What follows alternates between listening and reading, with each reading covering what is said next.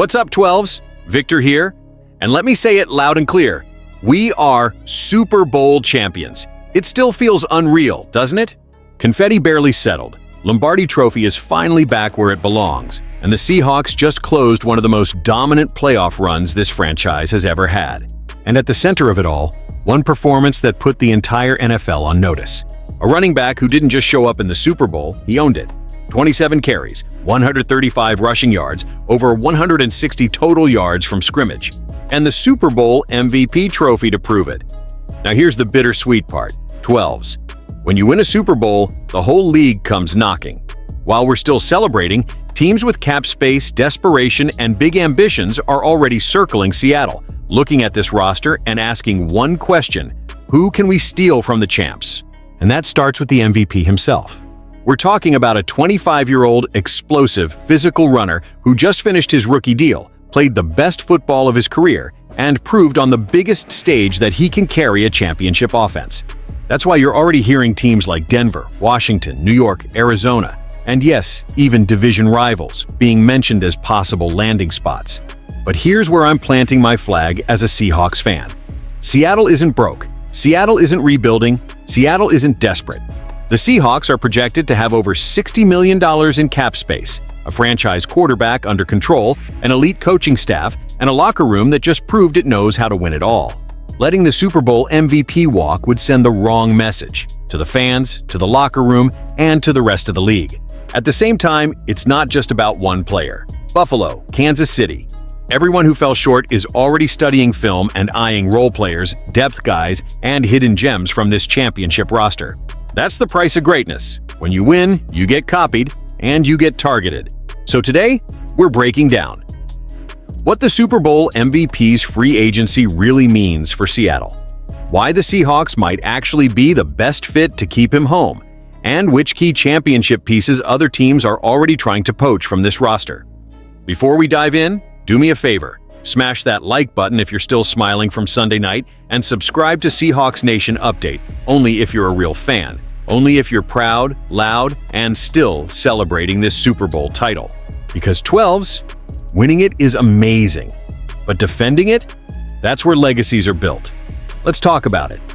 Seahawks Nation, the Lombardi Trophy is back in Seattle, and you already know what comes next. When you win a Super Bowl, everybody wants a piece of your roster. Right now, teams around the league, especially the Buffalo Bills, are looking at the Seahawks and saying, yeah, I want that guy. So today, we're breaking down 4 Seahawks players the Bills could try to swipe from the Super Bowl champs in free agency. And I'm going to tell you which ones Seattle cannot afford to lose. Let's get into it. The cost of being champions. Here's the reality. Winning the Super Bowl isn't cheap. Seattle isn't in cap hell, but the Bills are coming. Charles Cross just got paid, Sam Darnold's contract is only getting more expensive, and Super Bowl LX MVP Kenneth Walker III is about to get a bag. So no, the Seahawks can't bring everyone back. And teams like Buffalo know that. Let's talk about the 4 names they're reportedly eyeing. W.R. Rashid Shaheed, the speed that changes everything. Let's start with the big one, Rashid Shaheed. Now look, the box score won't blow you away.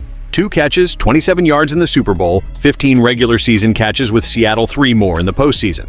But if you actually watch football, you know his impact goes way beyond stats. Shaheed stretches defenses vertically. Safeties have to back up. Corners can't sit on routes. That speed opens everything underneath.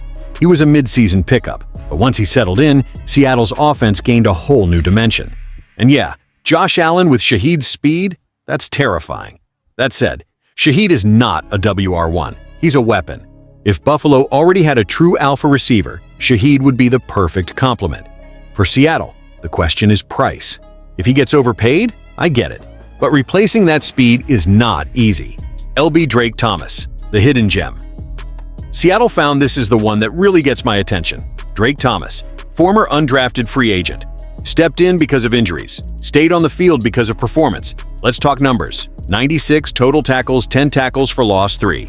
5 sacks, 1 interception, 1 fumble recovery, plus 18 tackles in the postseason. That's not depth, that's production. He's a restricted free agent, which means Seattle can match any offer, but Buffalo could force the issue and make the Seahawks uncomfortable. And with the Bills switching to a 3-4 defense under Jim Leonhard, Thomas fits perfectly. Honestly, Seattle should fight hard to keep him. This is exactly how championship defenses are built, finding guys like Drake Thomas and developing them. W.R. Jake Bobo, the culture guy Bills. Mafia might not realize this, but Seahawks fans love Jake Bobo. Is he flashy? No. Is he a star receiver? No. But elite perimeter blocker, core special teams player. Makes clutch, ridiculous catches when you least expect it. Absolute culture setter in the locker room. Guys like Bobo don't show up on stat sheets, but championship teams need players like this. He's another restricted free agent, and I don't see Seattle letting him walk easily. But if Buffalo wants toughness, effort, and accountability in that receiver room, Jake Bobo checks every box. Edge Boye Mayfield, better than the stats. Say this one is sneaky. Boye Mayfield's numbers won't impress you at first glance. 2 sacks, 4 QB hits in the regular season, but stats lie sometimes. Mayfield was one of Seattle's most efficient pass rushers. 12 quarterback hurries, second on the team. 17 total pressures. At least 5 pressures on Drake May in the Super Bowl. That matters. Mike McDonald's defense doesn't chase sack totals. It creates chaos. And Mayfield did his job, even if it didn't show up in fantasy stats. For Buffalo, he'd be a scheme fit. For Seattle, he's part of why this defensive front never lets quarterbacks breathe. Letting him walk would hurt more than people think. Who can Seattle lose, if I'm being real? Seattle should prioritize Kenneth Walker III, defensive continuity. Keeping value contracts like Drake Thomas Shaheed, Bobo, Mayfield, these are tough decisions. But that's the price of being champions. The league is coming for our roster. That's what happens when you lift the Lombardi. Now I want to hear from you, Seahawks Nation. Which of these players would you fight the hardest to keep? And which one would you let walk if the price gets too high? Drop your take in the comments. Seahawks Nation, the confetti hasn't even been swept up yet. The Lombardi Trophy is still shining, and already, the league is circling. Because right now, the biggest question in Seattle is this. Was Super Bowl 60 the last time we saw Kenneth Walker III in a Seahawks uniform? Yeah, that hurts to even say out loud. Before we dive in, if you're a real Seahawks fan, if you're proud of this Super Bowl title, smash that like button right now and subscribe to Seahawks Nation Update. But only if you're a true Seahawks fan who's happy we're champions and wants to see this team repeat.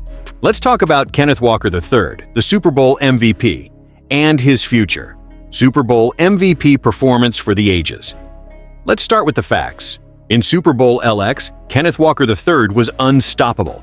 27 carries, 135 rushing yards, 2 catches for 26 yards, Super Bowl MVP. In a game dominated by defense and field position, Walker was the engine. He controlled the tempo. He punished defenders. He closed the game. This wasn't just a good performance. This was a legacy moment. Drafted 41st overall in the 2022 NFL Draft, Walker just finished his 4-year, $4 million rookie deal. He's 25 years old, in his prime, and coming off the biggest game of his life. That's why this free agency conversation even exists. Why this decision is so complicated. Running backs don't usually hit free agency after winning Super Bowl MVP, but that's the modern NFL. Seattle has money, about $63 million in effective cap space. No immediate must-sign free agents outside of Walker, a clear championship window right now. But Walker also has leverage. All it takes is one team to overpay. Let's talk about the teams being mentioned, and whether they actually make sense. Denver Broncos, logical but risky. Denver makes sense on paper. They've struggled to run the ball. Too much pressure on Bo Nix. A defense that's ready to win now. Walker would instantly fix their identity problem. But from Walker's perspective, why leave a championship team, elite defense, and a system that just made you Super Bowl MVP to go prove it again in Denver? This one feels more like a rumor than reality. Washington Commanders, money talks. This is where things get dangerous. Washington has $69. $3 million in effective cap space, major roster holes, no clear RB1. A desperate need for star power, they could absolutely outbid Seattle. But let's be real, Washington is still finding itself. And for a running back, situation matters. Offensive line, game script, winning culture. Seattle checks all those boxes. Money might pull him. But football-wise, Seattle is the better fit.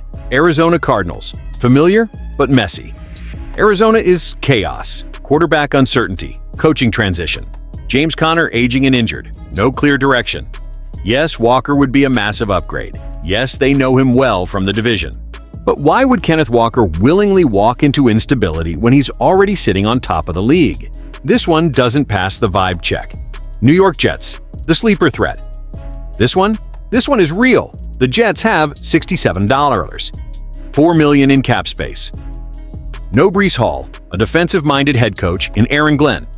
A vision built around the run game, Walker would be the centerpiece. If New York decides to make him their offensive identity, they can afford it, easily. This is the team Seattle should actually worry about. Seattle Seahawks, the right answer. Let's bring this home. Seattle has the cap space, the coaching stability, the defense, the locker room, the momentum. Kenneth Walker just won Super Bowl MVP here. This is where his legacy is being built. Yes, he's from Tennessee, but Seattle is home now. If the Seahawks are serious about repeating as champions, this is the priority, period. You don't let a 25-year-old Super Bowl MVP walk out the door when your window is wide open. Can Walker leave? Yes. Should he leave? Absolutely not. Seattle needs to make the call, write the check, and keep this core together. Dynasties are built by keeping your stars, not watching them walk. Now, Seahawks Nation, I want your take. Should Seattle make Kenneth Walker III the highest-paid player on the offense? Or do you trust the front office to replace him? Drop your opinion in the comments. Hit that like button if you're proud of this Super Bowl title. And subscribe to Seahawks Nation Update. But only if you're a true Seahawks fan who wants to see this team repeat.